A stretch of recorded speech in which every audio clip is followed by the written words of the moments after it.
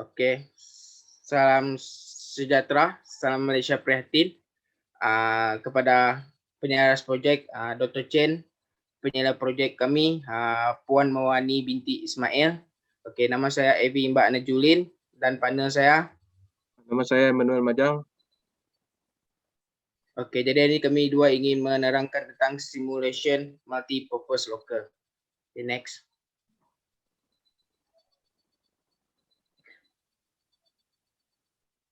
Chapter 1. Okey, seperti yang kita ketahui sekarang ni kadar kecurian semakin menaik dari hari ke hari.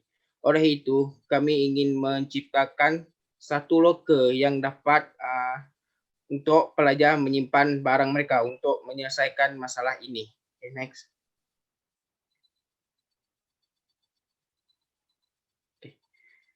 Terdapat 3 jenis masalah yang ingin saya ketengahkan. Yang pertama adalah tidak ada loker yang disediakan sepanjang peperiksaan akhir dilaksanakan.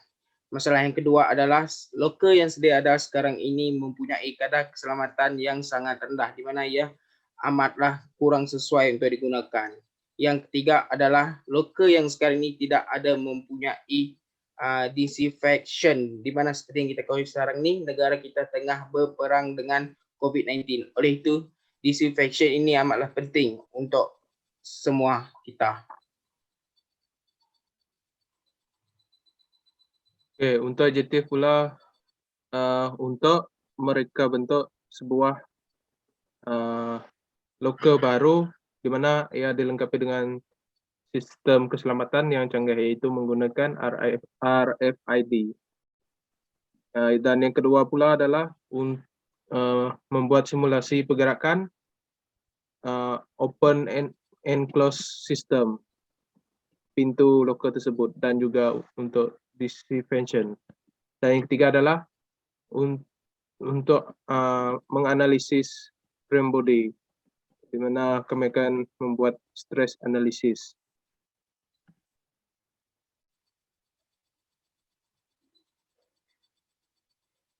Setiap objektif akan menimbulkan persoalan. Jadi persoalannya adalah how far locker that will be produced is safe and healthy. What will be used to make the locker secure? How is the method used to disinfect the locker and how locker function? Okay. Untuk frame body pula, yang pertama adalah size of the locker which will be made. Yang kedua adalah a locker can withstand high pressure, dan yang ketiga adalah a locker easily crowded, dan yang keempat adalah will the locker be affected during the disinfection process.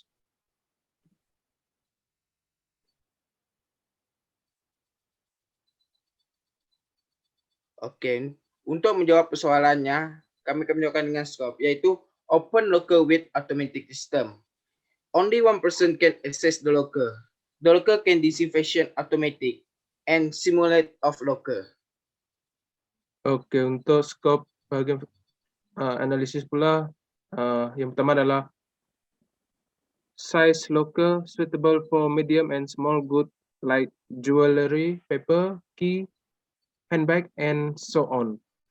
Okey, yang kedua adalah locker can withstand at high stress. Okey, yang ketiga adalah locker not easily rusted. Dan yang keempat adalah locker not affected during disinfection process.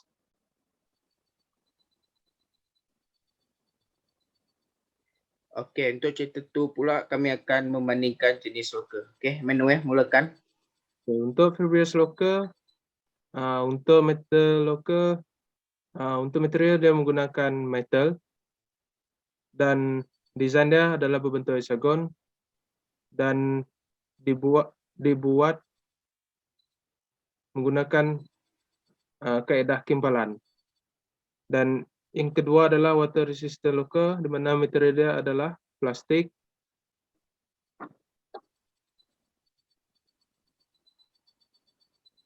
dan berbentuk hexagon dan dibuat menggunakan kaedah plastik molding. Dan yang keempat adalah laptop locker di mana material dibuat daripada rubber steel dan berbentuk rectangle dan dibuat melalui kaedah kimpalan. Dan yang keempat adalah plastik loker, di mana bahan dia adalah dibuat daripada plastik dan berbentuk hexagon dan dibuat melalui kaedah plastik molding. Untuk function metal locker ni pula, ia sama dengan water resistant, di mana ia adalah dibungkak menggunakan kunci dan untuk menyimpan barang. Dan kedua-duanya tidak mempunyai disinfection feature. Manakala untuk laptop locker pula, functionnya adalah untuk dibuka menggunakan kunci dan hanya untuk menyimpan laptop saja. Sama juga tidak mempunyai disinfection feature. Untuk plastik locker juga begitu juga, dia buka menggunakan kunci dan untuk meletakkan barang dan juga tidak mempunyai disinfection feature. Okay. Chapter 3, methodology. Okey, di sini saya akan menceritakan tentang flowchart saya, di mana ia akan bermulakan dengan design selection dan akan diberi kedua iaitu design concept dan juga selection of design. Seterusnya saya akan pergi ke material selection dan akan melakukan terbagi bertiga iaitu door open system, frame body dan juga disinfection. Setelah itu ia akan pergi ke fabrication method di mana door system yang menggunakan RFID, frame body yang menggunakan inventor, UV light yang juga menggunakan RFID. Dan akhirnya ia akan disambungkan menggunakan SolidWorks. Lepas itu dia akan pergi ke test run di mana ia akan dilakukan secara simulasi dan juga stress analysis dan kemudian data analysis dan akhir sekali. Untuk design drawing pula, dia ada 3 konsep, yaitu yang pertama adalah seperti yang kita lihat, yang pertama reka bentuk dia di mana Arduino diletakkan di atas dan sistem pembukaan pintu locker dia menggunakan slider. Dan yang kedua adalah dia berbentuk seperti oven atau microwave di mana Arduino diletakkan di tepi locker. Dan yang ketiga adalah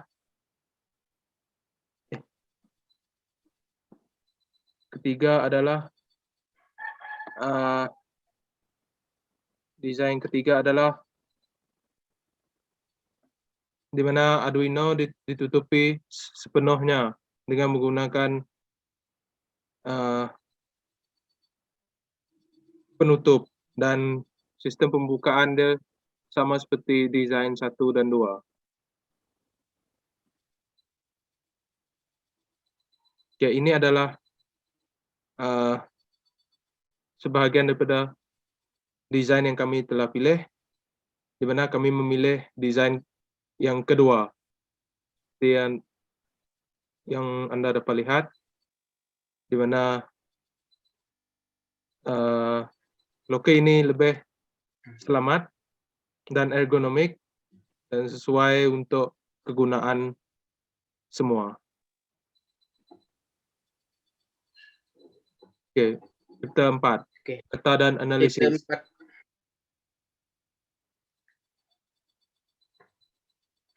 Okey. Di sini kita ada instruction manual di mana cara untuk menggunakan locker ini.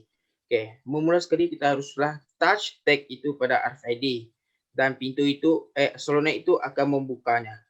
Kemudian kita tarik pintu, letakkan barang, tolak pintu dan pintu itu akan mengunci secara sendiri setelah kita menolaknya. Setelah itu ultraviolet itu akan menyala dan untuk mengambil barang kita mestilah touch tag itu sekali lagi untuk kita mengambil barangan kita. Oke, ini adalah result untuk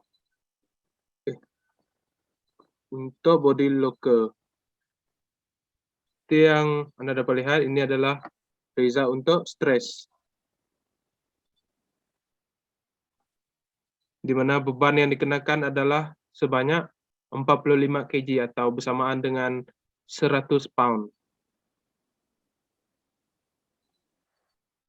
Oke, yang ini pula adalah untuk displacement. Seperti Anda dapat lihat di bagian tengah ada kemerah-merahan, di mana kalau terlebih beban mungkin loker ini akan rusak atau berlubang. Dan yang saya bentangkan ini adalah sebagian daripada displacement.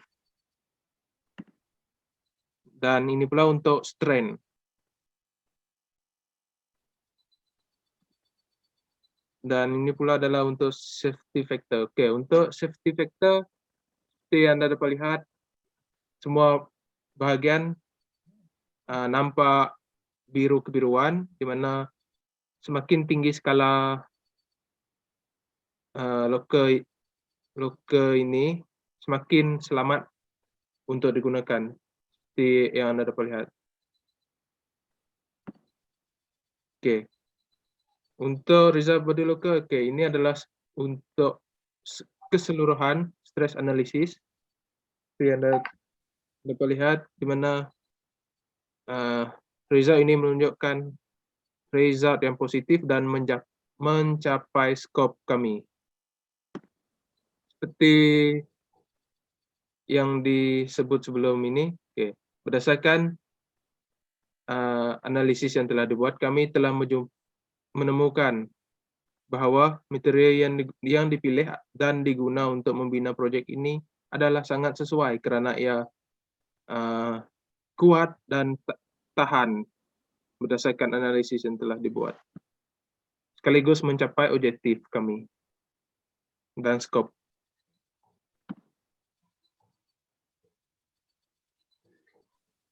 Oke, untuk result safety system pula seperti yang kita lihat, ini adalah litar yang telah berjaya disiapkan. Dan di tepinya pula seperti kita lihat, LCD itu telah berjaya untuk menyala, di mana ia tertulis touch shortcut to proceed. Oke, next.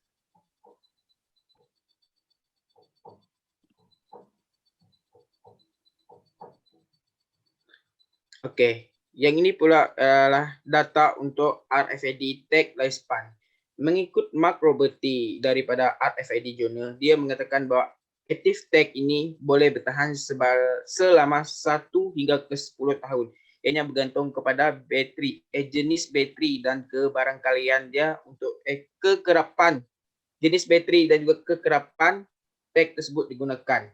Untuk positif pula, ia tidak mempunyai jangka hayat kerana dia mendapatkan mendapatkan bekalan kuasa daripada cahaya RFID reader itu sendiri. Untuk semi-aktif pula, ia boleh bertahan selama 1 ke 5 tahun. Okay, next. Okay. Ini pula adalah result untuk disinfection system. Seperti yang kita tahu, seperti yang kita lihat sekarang ini, tertulis di LCD itu adalah disinfection in progress. Membawa maksud bahawa loker itu telah sedang melakukan disinfection, dan di sebelahnya pula ada gambar ultraviolet yang tengah menyala. Okay, next. Okay, yang ini pula adalah ultraviolet light pump, graf ultraviolet light pump. Mengikut Uncle Chuburi pada tahun 2013 daripada Pharmaceutical Guideline, dia mengatakan bahawa ultraviolet ini hanya mampu bertahan selama 10,000 jam ataupun sedikit lebih lama selama 1 tahun. Hal ini kerana setiap 45 hari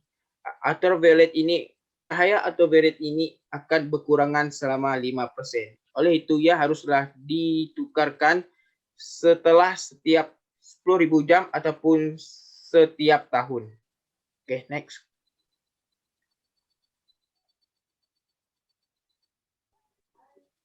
Okey, yang ini pula adalah conclusion. So overallnya adalah di sini kami telah pun berjaya melakukan simulasi untuk pergerakan dan juga disinfection untuk multi purpose menggunakan SolidWorks, di mana RFID kami juga berjaya dipasang dan juga ultraviolet kami berjaya dipasang dan juga dapat menunjukkan bahawa kami telah mengetahui jangka hayat ultraviolet di mana ia hanya mampu bertahan selama 10,000 jam sahaja. Okay, next. Oke, yang kedua adalah analyze frame body of multipurpose locker using Evento. Oke. Berdasarkan result analysis of the safety factor. Oke. Locker ini selamat digunakan di mana ia mampu menerima daya sebanyak 45 kg. Oke.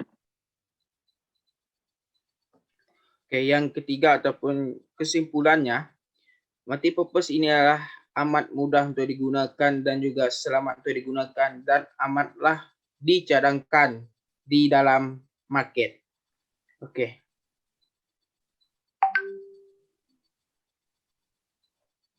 Oke, ini adalah reference yang telah kami gunakan sepanjang melakukan simulasi untuk multipurpose locker ini. Oke. Oke, sekian, terima kasih.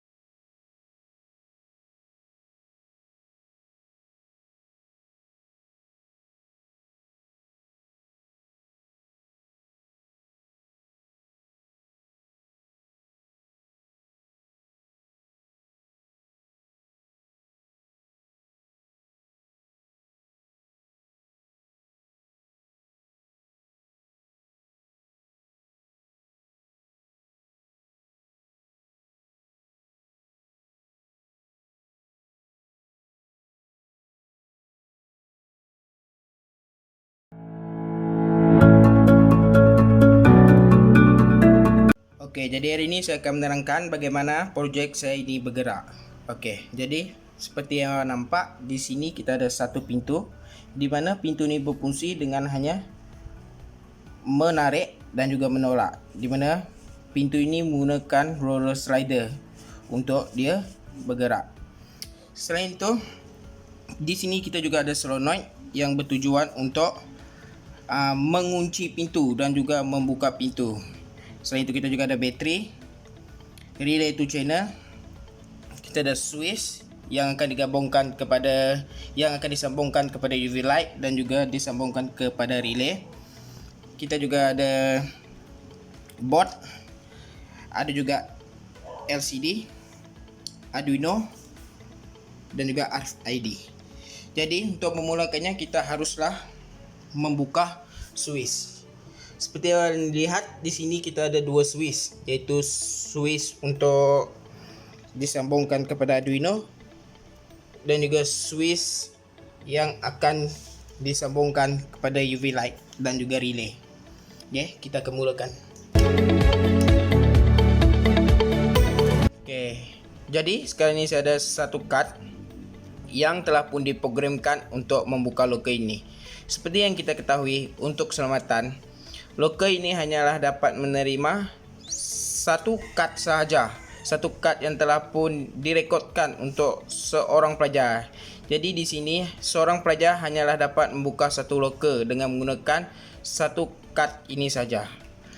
Manakala satu kad yang ini adalah satu kad yang telah pun diprogramkan untuk locker yang lain, ataupun boleh digelar sebagai yang kad ini adalah kad pelajar lain.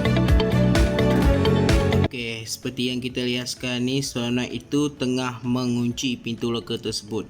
Jadi untuk membukanya, saya akan menggunakan dua jenis kad yang saya ceritakan tadi. Kad yang pertama adalah kad yang direka untuk locker lain. Kita akan mencuba sama ada dia dapat membuka locker ini ataupun tidak. Oke. access denied. Ini membawa maksud bahawa kad ini tidak dapat membuka loker ini. Jadi, untuk membuka loker tersebut, kita haruslah menggunakan kad yang memang direka khas untuk loker ini. Kita akan menggunakannya.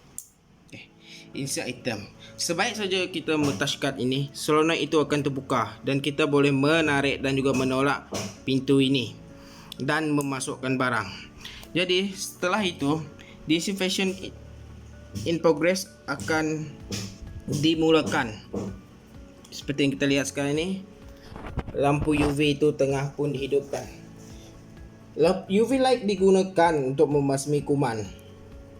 Hal ini kerana UV light sangat sesuai kerana bakteria dan virus lebih mudah dibunuh oleh cahaya UV mengikut rasa AD pada tahun 1999. Teknologi UV sebagai disinfektan bakteria telah wujud selama lebih daripada 50 tahun dan keberkesanannya telah didokumentkan secara kajian saintifik dan digunakan secara komersial.